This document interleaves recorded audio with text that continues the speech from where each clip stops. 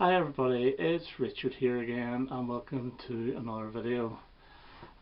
This time I thought I would run through my top 10 Bob Dylan albums. I know a lot of people can't stand Dylan and they always say, oh, I like the songs but I can't stand his voice, to which I always reply, which voice? Because he's had so many different voices throughout his career, they've all sounded differently. In fact, in the late 60s, you wouldn't have known it was Bob Dylan whenever you heard certain albums. But yeah, he's had so many albums that I couldn't rank them all because, to be honest, I don't know them that well. Some of them I've only ever played about 2 or 3 times.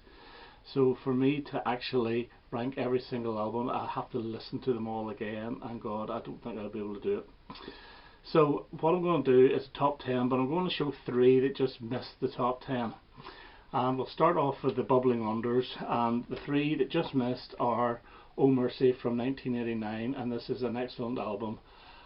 This was such a welcome surprise after a bit of a dodgy period in the 80s, although there were some really good songs in the 80s.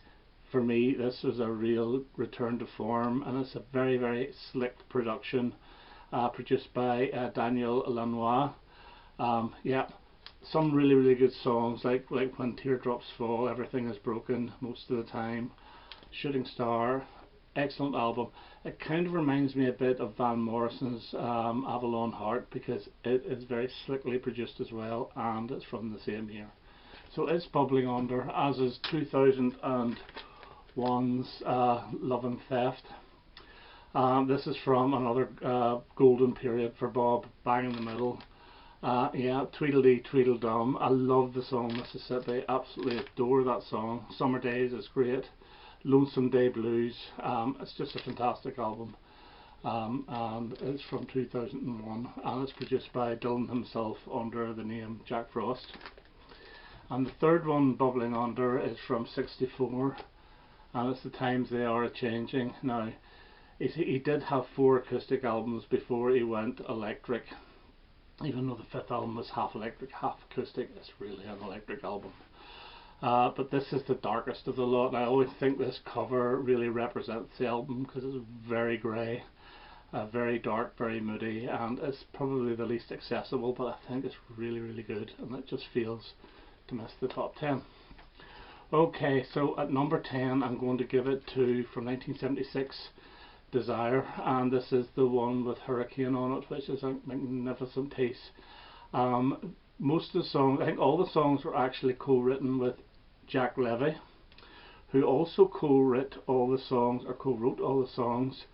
with Roger McGuinn on his Cardiff Rose album the year before, apart from one song called Up To Me, which was a Bob Dylan song. I think that was actually an outtake from, it was either this or it was Blood in the Tracks, I'm not so sure. But the sound of this is different because there's a lot of violin by Scarlett Rivera. Yeah, it's got fantastic songs on it. Like the one I really liked at the start that got me into this album was Joey. Now that's probably my least favourite because it does go on a little bit, but I've always loved Romancing Durango. Whenever it segues into Black Diamond Ray, it's really good. One More Cup of Coffee, Mozambique, Isis. It's a fantastic album, and it gets number 10. And at number 9 I'm going to give it to Another Side of Bob Dylan from 1964. I think this is his wittiest album. It's his last acoustic album, but a case could be made that maybe there should have been a band behind him in this. Some of these songs are screaming out for electric accompaniment. Songs like All I Really Want to Do, Spanish Harlem Incident, and what's the other one, My Back Pages, were all covered by the Byrds.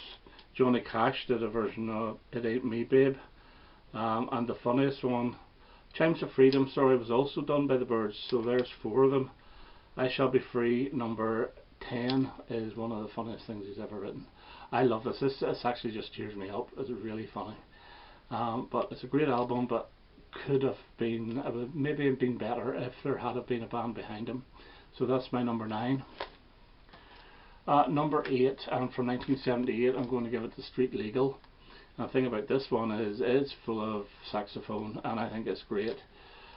Changing of the Guards is one of his top 3 songs ever.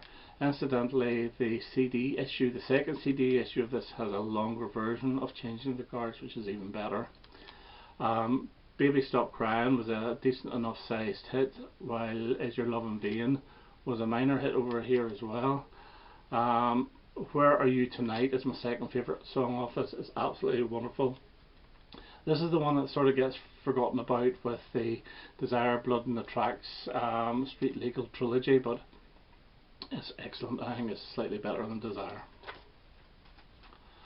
Number 7, and I'm going to give it to, from 1965, Bringing It All Back Home. In some countries this is actually called Subterranean Homesick Blues. My CD actually says Subterranean Homesick Blues, but anyway, yeah, it's got Subterranean Homesick Blues on it, which is a great song. It's only about 2.5 minutes. It's just slightly over 2 minutes, and it's got that iconic video from, is it the Don't Look Now film? Side 1 is the electric and side 2 is the acoustic. Mr. Tambourine Man, It's Alright Ma'am Only Bleeding, It's All Over Now Baby Blue. I also love Bob Dylan's 150th Dream, whenever they start laughing at the start of it. She Belongs to Me, Maggie's Farm was covered by Tin Machine, and even Love Minus Zero, No Limit was covered by Fleetwood Mac around the time of Say You Will. It's an excellent album, really good, and the first of 2 albums from '65, so the guy was on fire. Number 6, and I'm going to give it to 1997's Time Out of Mind, and this is a magnificent piece of work. It does have the beautiful Not Dark Yet on it, which I think is gorgeous. Lovesick's a great song. Dirt Road Blues is almost like a blues type, almost rockabilly type song. It's wonderful. Trying to Get to Heaven was actually covered by David Bowie around the time of his, I think it was the Hours or Earthling period, but it was only ever released as a download for a limited period of time. I believe John Kerwin will be able to tell me exactly. I don't think it was ever available officially on a physical format. Highlands is another one of those big, long, sprawling masterpieces. Yeah, it's a fantastic album, and this gets my number 6. Number 5, and it's one of his ever shortest albums, and it's Nashville Skyline. Now his voice has completely changed. You wouldn't have recognised it whenever this came out, especially on Lay Lady Lay and things like One More Night. But I've always said that, you know, the McCartney first album is the reason why I love the McCartney first album is so warm. This falls into this category as well. I think it's a really, really warm album. It's very short, as I said, but things like Tonight I'll Be Staying Here With You, I Threw It All Away, Tell Me That It Isn't True. It's absolutely gorgeous. It's really gorgeous. There is a country tinge to it, but it's fantastic, and that gets my number 5. Number 4 from 1975, and I'm going to give it to Blood on the Tracks. Now this is most people's favourite Bob Dylan album, and I love it as well, but there's 3 better for me. Tangled Up in Blue is the one that most people know. Idiot Wind is fantastic. The one, my favourite, is probably most people's least favourite, and that is Lily, Rosemary and the Jack of Hearts, which I absolutely adore. Shelter from the Storm is a great song, and the little acoustic Buckets of Rain is a very personal album for Bob. I think he was breaking up from his wife Sarah at the time, and he more or less spilled his heart out on this album. It's great, and it gets my number 4. Number 3, and the first Bob Dylan album I really got to like, and that's the Freewheelin' Bob Dylan, the second album, and this is fantastic.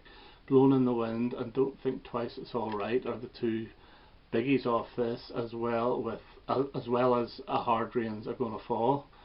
I've always loved talking World War III blues about the aftermath of a nuclear war. And the thing about it is, you know, it's devastating, a nuclear war, but it makes it so funny. It really is funny with some of the things he comes out with. As I Shall Be Free is another one of those funny songs I love. We had Girl from the North Country was then re-recorded for Nashville Skyline with Johnny Cash. Oxford Town, Karina Karina. It seems a little bit odd having this there because there's electric instruments in it while the rest of it is acoustic, but it's still excellent. Bob Dylan's Blues is great, and of course the brilliant Masters of War. Fantastic album from 1963. This got to #1 in the UK charts. Okay, my number 2, and I'm going to give it to Highway 61 Revisited, the second album from 1965. Again, this is magnificent. Like a Rolling Stone and Tombstone Blues, the two songs that open this album are fantastic. I always thought Tombstone Blues should have been the first song and Like a Rolling Stone the second song. Don't ask me why, I always thought that, but Tombstone Blues again is hilarious with some of its lyrics. The guitar playing on this is by, who is the guitar player on this? Michael Bloomfield, and it's absolutely brilliant. Just Like Tom Thumb Blues is an excellent song as well. Ballad of the Thin Man and The Magnificent Desolation Row, which is about 13-14 minutes long, 11 minutes long, and it's magnificent. Brilliant album, and it just fails to get the #1 for me, and that's such an iconic cover as well. So my #1 Bob Dylan album, and it's the follow up to that, and his voice had slightly deepened and wasn't as harsh, and this is Blonde on Blonde, and this is just a masterpiece, and there's so many absolute classics on this. I Want You, Stuck Inside of Mobile with the Memphis Blues Again, Rainy Day Women, numbers 12 and 35. I had to write that down because I've known this album for 40 years and I still can never remember the two numbers. Absolutely Sweet Marie, Most Likely You'll Go Your Way, I'll Go Mine, and the magnificent Sad-Eyed Lady of the Lowlands, which is my favourite Bob Dylan song. Not forgetting Visions of Johanna and absolutely Sweet Marie. Brilliant, brilliant album, double album, and I think this is probably the first rock double album ever released, and this deserves to be his #1, and it's the best album of 1966. Sorry Revolver, this just pips it in the end. Okay, so that's my ranking of the 10, my favourite 10 Bob Dylan albums. I hope you enjoyed that, and I hope to have another video quite soon. All the best now. Bye bye.